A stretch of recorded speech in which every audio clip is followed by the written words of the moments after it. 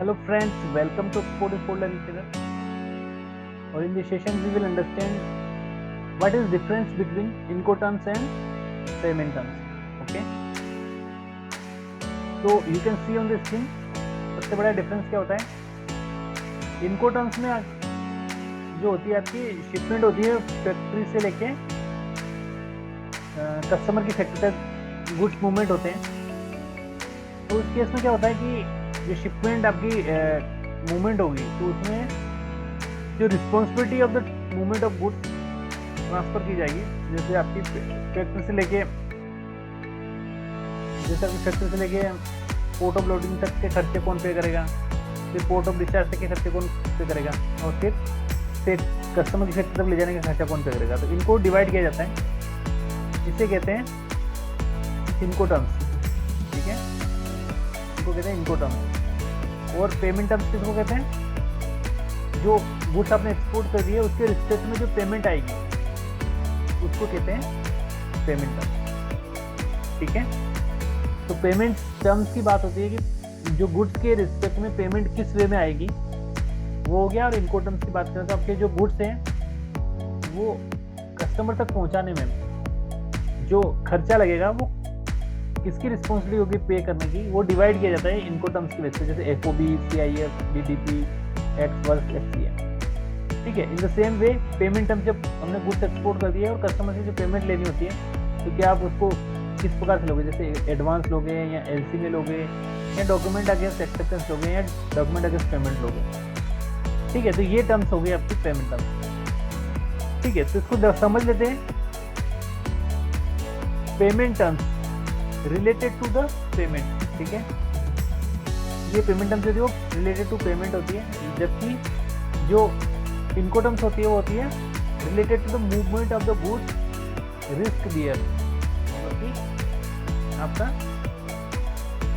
Shipment आप export कर रहे हो तो आपकी फैक्ट्री से अपने FOB टर्म्स में आपकी फैक्ट्री से लेके पोर्ट ऑफ लोडिंग तक ले जाने का रिस्पॉन्सिबिलिटी होती है शिपर की. CIF के केस में पोर्ट ऑफ डिस्चार्ज तक ले जाने की रिस्पॉन्सिबिलिटी शिपर की. ठीक है, और DDP के केस में वो फैक्ट्री से फैक्ट्री तक के खर्चे जितने होते हैं वो शिपर को पे करने होते हैं. तो इस प्रकार से ये responsibility of delivering the goods is decide by the इनको टर्म्स. ओके, अब बात करें पेमेंट टर्म्स में, ये बनाती है इंटरनेशनल चेंबर ऑफ कॉमर्स और बैंक इसमें इन्वॉल्व होती है. ठीक है, और इनको टर्म्स में भी international chamber of commerce involve होती है और पार्टी इन्वॉल्व होती है. नेगोशिएशन किसके लिए होता है? पार्टी के. जबकि पेमेंट टर्म्स में भी पार्टी के बीच में नेगोशिएशन होता है लेकिन बैंक इन्वॉल्व होता है. इनको टर्म्स में क्या है? पार्टियां डिसाइड करती है कि आप FOB रखोगे, CIF रखोगे या आपका DDP रखोगे. तो ये जब ऑर्डर आपका आता है, ऑर्डर प्लेस होता है, उससे पहले ही डिसाइड हो जाता है. ठीक है, तो दूसरा पॉइंट था इसमें international chamber of commerce payment terms और इनको टर्म्स बनाती है और इसमें बैंक इन्वॉल्व होता है पेमेंट में. और इसमें ये भी इंटरनेशनल चेंबर ऑफ कॉमर्स के द्वारा ही बनाया जाता है. इसमें पार्टीज इन्वॉल्व होती है, इंपोर्टर एक्सपोर्टर. ठीक है, अब थर्ड नंबर बात करें तो शिपमेंट के जो टर्म्स हो सकते हैं वो तीनों हो सकते हैं, by air, by sea, by road. और इनको टर्म्स में भी सेम होगा, by road, by by air, by sea. ठीक है, इसके बाद 4 नंबर की बात करें तो negotiation before the purchase order prepare. भी negotiation before the purchase order prepare. ठीक है, जो पेमेंट टर्म्स आप डिसाइड करोगे वो इनको टर्म्स और पेमेंट टर्म्स आप पहले ऑर्डर का परचेज ऑर्डर बनाने से पहले ही डिसाइड करोगे. ठीक है, दोनों केस में इनको टर्म्स और पेमेंट टर्म्स में. लास्ट है responsibility for the payment. Responsible for the payment, ये रिस्पॉन्सिबल फॉर द पेमेंट होता है और ये responsible for the movement of goods delivery. ठीक है, तो अब थोड़ा सा देख लेते हैं ये क्या इसके क्या क्या टर्म्स होते हैं. जैसे पेमेंट टर्म्स में होता है अपने document against payment acceptance, DA. तो DA क्या कहेगा? DA कहता है कि डॉक्यूमेंट अगेंस्ट एक्सेप्टेंस, एक्सपोर्टर और इंपोर्टर के बीच में एक एक्सेप्टेंस हो गया कि शिपमेंट आने के इतने दिन बाद पेमेंट कर दूंगा, ये एक्सेप्टेंस हो गया. DP में क्या होगा?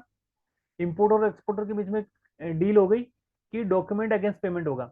ठीक है, जैसे ही एक्सपोर्टर यहाँ से गुड डिस्पैच करेगा उसके बाद bill of lading, custom bill of lading, invoice, packing list और जो भी डॉक्यूमेंट होते हैं कंट्री रिक्वायरमेंट वो बैंक में जैसे ही लगाएगा तो बैंक इंपोर्टर की बैंक से डॉक्यूमेंट के अगेंस्ट पेमेंट लेगी. जब तक वो डॉक्यूमेंट नहीं देगी जब तक वो पेमेंट ना कर देगा तो डॉक्यूमेंट अगेंस्ट पेमेंट होगी.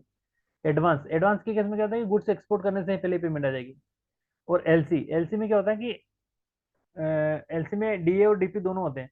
तो ठीक है, इसमें बैंक आपका नोटिफाई आपका रहता है कंसाइनी। ठीक है, तो यहाँ पे इसमें पूरी रिस्पॉन्सिबिलिटी बैंक ले लेता है पेमेंट करने की। ठीक है, तो लेटर ऑफ क्रेडिट और डॉक्यूमेंट क्रेडिट इसे कहते हैं। ठीक है, तो एज पर एलसी चाहे डीए हो या डीपी हो, उसके बेस पे पेमेंट होगी। अब हम बात कर रहे हैं इनको टर्म्स की, तो इनको टर्म्स में क्या होगा, सबसे पहले जो बेसिक होती है वो आपकी होती है एफओबी। एफओबी में क्या होता है, आपको शिपर की फैक्ट्री से लेके, ठीक है, शिपर को शिपर की मतलब उसकी फैक्ट्री से लेके पोर्ट ऑफ लोडिंग तक के जितने भी एक्सपेंसेस लगे वो पे करने होंगे। ठीक है, सीआईएफ में पोर्ट ऑफ डिस्चार्ज तक के, यहाँ तक के खर्चे, मतलब फ्रेट भी लग जाएगा और पोर्ट ऑफ लोडिंग सारे खर्चे पे करने होंगे। ठीक है, इसी प्रकार डीडी से, डीडी में फैक्ट्री से लेके डेस्टिनेशन तक के सारे खर्चे होंगे वो पे करने पड़ेंगे।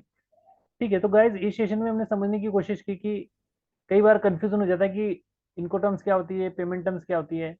तो इस सेशन से आप आई थिंक क्लियर हो गए होंगे कि पेमेंट टर्म और इनको टर्म्स में क्या डिफरेंस होता है।